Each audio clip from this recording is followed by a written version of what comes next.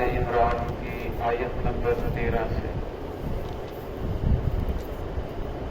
اعوذ باللہ من الشیطان الرجیم، بسم اللہ الرحمن الرحیم۔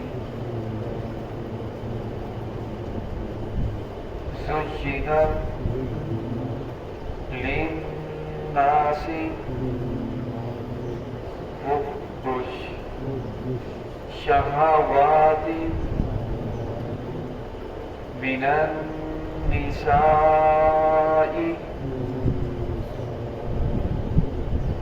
والبنين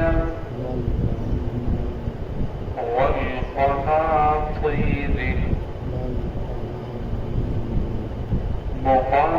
المقنطرة من الذهب والفضة والخيل المسومة والأنعام والحرث، ذلك متاع الحياة الدنيا، والله عنده حسن المآب۔ قل أنبئكم بخير من ذلكم للذين اتقوا عند ربهم جنات تجري من تحتها الأنهار خالدين فيها، وأزواج مطهرة ورضوان من الله، والله بصير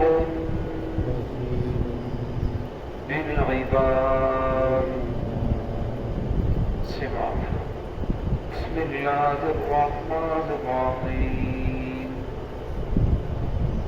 زين للناس حب الشهوات من النساء والبنين والقناطير المقنطرة من الذهب والفضة والخيل المسومة والأنعام والحرث، ذلك متاع الحياة الدنيا، والله عنده حسن المآب۔ قل أنبئكم بخير من ذلكم للذين اتقوا عند ربهم جنات تجري من تحتها الأنهار خالدين فيها وأزواج مطهرة ورضوان من الله، والله بصير بالعباد۔ زين للناس، مزین کیا گیا لوگوں کے لیے حب و شہوات، خواہشات کی محبت، من النساء اور عورتوں کے خواہشات، والبنین بیٹوں کے خواہشات، والقناطر المقنطرۃ اور بہت زیادہ مال کو جمع کرنے کی، من الذہبی سونے سے، والفضہ چاندی سے، والخیل المسومۃ اور نشان زدہ گھوڑوں سے، والانعام مویشیوں سے، والحرث اور کھیتی سے، ذالک متاع الحیات الدنیا یہ دنیا کی زندگی کا ثواب ہے، واللہ عندہ حسن المآب اور اللہ رب العزت کے ہاں اچھا ٹھکانہ ہے۔ قل انبئکم کہہ دیجئے کیا میں تمہیں خبر دوں، بخیر من ذالکم اس سے بہتر چیز کی، یعنی جو تمہارے پاس ہے، للذین اتقوا عند ربہم ان لوگوں کے لیے ہے اتقوا جو ڈرتے ہیں اپنے رب سے، عند ربہم ان کے رب کے ہاں ان کے لیے ہوں گے جنات ایسے باغات، تجری من تحتها الانہار جاری ہوں گی ان کے نیچے نہریں، خالدین فیہا ہمیشہ ہمیشہ اس میں رہیں گے، وازواج مطہرات اور ان کے لیے پاکیزہ بیویاں ہوں گی، ورضوان من اللہ اور اللہ رب العزت کی طرف سے رضا ہوگی، اللہ رب العزت اپنی رضا کا اعلان فرمائیں گے، واللہ بصیر بالعباد اللہ رب العزت اپنے بندوں کو دیکھنے والے ہیں۔ اس سے پچھلے رکوع کے اندر یہ بات گزری کہ رسول اللہ صلی اللہ علیہ وسلم نے جب مدینہ کے یہودیوں کو دعوت دی تو کہنے لگے کہ ہمارے پاس تو مال ہے، ہمارے پاس اولاد ہے، مال و دولت ہے، اولاد کی کثرت ہمارے پاس ہے، علم ہمارے پاس زیادہ ہے، آپ ہمیں کیسے شکست دے سکتے ہو؟ ہم آپ کی بات ماننے کے لیے تیار نہیں ہیں، اگر ہمارا آپ کے ساتھ مقابلہ ہوا تو ہم غالب آ جائیں گے۔ تو اللہ رب نے آگے پھر فرمایا یہ مال و دولت، یہ بیٹے، یہ سب کچھ دنیا کی اندر چیزیں رہنے والی ہیں، دنیا کے اندر ختم ہو جائیں گی، آخرت کے اندر نہ بیٹے کام آئیں گے، نہ مال و دولت کام آئے گا، کچھ بھی کام نہیں آئے گا۔ اور فرمایا اگر انسان ان بیٹوں کی وجہ سے، ان اولاد کی وجہ سے، ان مال و دولت کی محبت کے اندر زیادہ مستغرق ہو جائے اور فرمایا گمراہی کی طرف چلا جائے تو پھر یہی نقصان کا ذریعہ ہے۔ تو اس آیت کے اندر بھی اللہ نے فرمایا کہ مزین کر دی گئی، یعنی لوگوں کے دلوں کے اندر ان چیزوں کی خواہشات ڈال دی گئی ہیں، من النساء عورتوں کی خواہشات ہے۔ اب اللہ رب العزت نے انسان کے دل کے اندر، انسانوں کے دلوں کے اندر عورتوں کی خواہشات رکھی ہے اور اس کے ذریعے اللہ رب العزت نے نسل انسانی کو باقی رکھنا ہے۔ والبنین اور اسی طرح لوگ بیٹوں کو پسند کرتے ہیں، یہ ہر دور کے اندر ہی رہا ہے کہ لوگ لڑکوں کے مقابلے لڑکیوں کے مقابلے میں لڑکے کو زیادہ پسند کرتے ہیں، لڑکی کو پسند نہیں کرتے۔ ہر آدمی چاہتا ہے کہ میرے پاس لڑکیاں زیادہ ہوں، تو یہ اللہ رب العزت کی تقسیم ہے۔ اور یزوجکم ذکرانا و اناثا فرمائے جسے چاہے بیٹے عطا فرمائے، جسے چاہے بیٹیاں عطا فرمائے اور جسے چاہے دونوں عطا فرمائے، وَيَجْعَلُ مَن يَشَاءُ عَقِيمًا اور جسے چاہتا ہے اللہ رب العزت پانچ بنا دیتا ہے۔ میاں بیوی ڈاکٹروں کے پاس، پیروں کے پاس، حکیموں کے پاس چکر لگا لگا کر تھک جاتے ہیں، لیکن اللہ رب العزت اولاد نہیں دیتے، یہ اللہ رب العزت کی تقسیم ہے۔ والقناطر المقنطرۃ اور بہت زیادہ مال کو جمع کرنے کی خواہش یہ ہر دور کے اندر ہی رہی ہے کہ لوگ کہتے ہیں ہمارے پاس مال و دولت بہت زیادہ ہو جائے۔ مقنطرہ کہتے ہیں مال کے ڈھیر کو، یعنی مال کا ڈھیر لگا ہوا ہو۔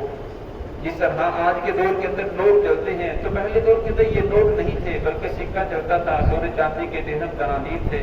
اور پھر بینک بیلنس بھی نہیں تھا، لوگ ان کو اپنے گھروں کے اندر جمع کرتے اور پھر جب اس ڈیری کو دیکھتے تو دیکھ کر خوش ہوتے۔ من الذہب اس طرح فرمایا سونا ہے، والفضہ اور چاندی سے، والخیل المسومۃ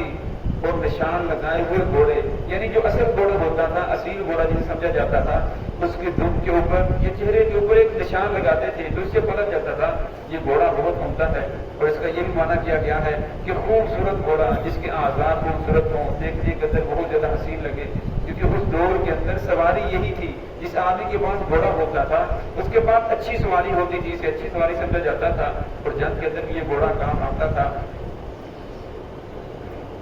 والخیل المسومۃ والانعام اور اسی طرح مال ہیں، مویشی ہیں، جانوروں کو لوگ بہت زیادہ پسند کرتے تھے۔ ساتویں پارے کے اندر ایک سورت آتی ہے سورت انعام، اس کے اندر اللہ نے مویشیوں کا تذکرہ فرمایا ہے، گھوڑے کا، اسی طرح جانوروں کا، بھینس کا، بکری کا، فرمایا اس کو لوگ بہت زیادہ پسند کرتے ہیں۔ والحرث اور کھیتی کو لوگ پسند کرتے ہیں۔ آگے اللہ نے فرمایا ذالک متاع الحیات الدنیا یہ ساری کی ساری چیزیں یہ دنیا کا سامان ہے، یہ دنیا کے اندر رہ جانے والی چیز ہے۔ مال جمع کرنا کوئی بری چیز نہیں ہے، مال تو انبیاء کے پاس بھی تھا، مال تو صحابہ اکرام کے پاس تھا۔ ایوب علیہ السلام کے پاس 3000 اونٹ تھے، ایوب علیہ السلام کے پاس 1000 بیل تھے، اور اللہ رب نے وسیع رقبہ عطا فرمایا تھا، ایک بہت بڑی چراگاہ تھی جس کے اندر ان کے جانور چرتے تھے، بہت بڑا مہمان خانہ تھا، لوگ آتے تھے، ان کو وہ دین کی دعوت بھی دیتے تھے، مسائل بھی سکھاتے تھے۔ حضرت داؤد علیہ السلام کو اللہ نے بادشاہت عطا فرمائی، لیکن انہوں نے بادشاہت تو کی، لیکن اب مخلوق کا پبلک کا پیسہ استعمال نہیں کیا، بلکہ رب نے ہنر عطا فرمایا تھا، اپنے ہاتھ کے ذریعے زرہ بناتے تھے، تلوار بناتے تھے، جس کے ذریعے اپنا نظام چلاتے تھے۔ اس طرح سلیمان علیہ السلام کے پاس بہت زیادہ مال و دولت تھا، فرمایا مال جمع کرنا یہ بری چیز نہیں ہے، ہاں مال کو جمع کرنا ناجائز طریقے سے، پھر اسے خرچ کرنا ناجائز طریقے کے اوپر، شریعت کے مطابق اسے خرچ نہ کرنا، فرمایا یہ چیز بری ہے۔ فی الحال بذات خود مال بری چیز نہیں ہے، اگر انسان مال جمع کرتا ہے، جائز طریقے سے کماتا ہے تو یہ اچھی چیز ہے، اور جائز جگہ خرچ کرتا ہے تو یہ بھی بہت بڑی اچھی چیز ہے۔ اور فرمایا اگر انسان اس مال کے اندر لگ کر آخرت سے غافل ہو جائے، آخرت کو بھول جائے تو فرمایا پھر یہ مال اچھی چیز نہیں ہے۔ ذالک متاع الحیات الدنیا واللہ عنده حسن المآب، فرمایا اچھا جو ٹھکانہ ہے، بہترین ٹھکانہ وہ تو اللہ رب العزت کے پاس ہے، اس لیے انسان کو ان چیزوں کے لیے محنت کرنی چاہیے، لیکن ان چیزوں کو مقصد نہیں بنانا چاہیے۔ انسان کا اصل مقصد اللہ رب العزت کی عبادت ہے۔ وما خلقت الجن والانس الا لیعبدون، میں نے جن اور انسانوں کو اپنی عبادت کے لیے پیدا فرمایا ہے، اور یہ مال و دولت کمانا یہ انسان کی ضروریات ہے، اس کی ضرورت کے درجے تک سے رکھنا چاہیے۔ آگے اللہ نے فرمایا قل انبئکم، کیا میں تمہیں خبر کروں، کیا میں تمہیں بتاؤں، بخیر من ذالکم، اس سے بھی بہتر چیز جو تمہارے پاس ہے، للذین اتقوا ربہم، پھر فرمایا یہ ان لوگوں کے لیے ہے جو ڈرتے ہیں اپنے رب سے، عند ربہم، ان کے رب کے ہاں، جنات تجری من تحتها الانہار، ایسے باغات ہوں گے جن کے نیچے نہریں جاری ہوں گی۔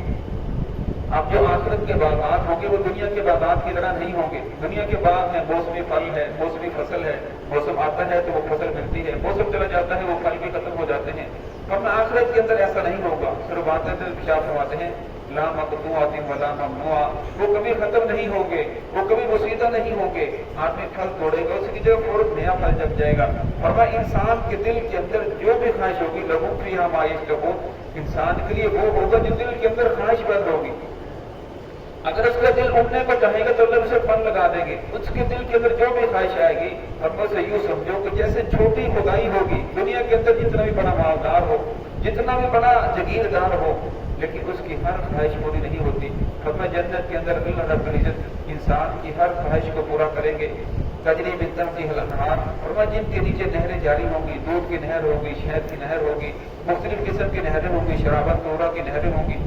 وازواج مطہرہ، فرمایا وہاں اللہ رب العزت پاکیزہ بیویاں عطا فرمائیں گے، مردوں کے لیے پاکیزہ بیویاں ہوں گی، اور بیویوں کے لیے پاکیزہ مرد ہوں گے، دل کے اندر بالکل نفرت نہیں ہوگی، اچھے اخلاق والے مرد ہوں گے، دل کے اندر حسد، کینہ، بغض، ہر چیز ختم ہو جائے گی، کسی آدمی کو کسی سے بغاوت نہیں ہوگی، دل شیشے کی طرح صاف ہوگا، ہر آدمی کو ایک دوسرے کا دل نظر آ رہا ہوگا کہ بالکل شیشے کی طرح صاف ہے۔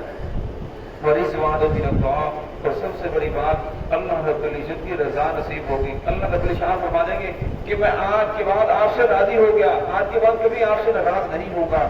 واللہ بصیر بالعباد، اور فرمایا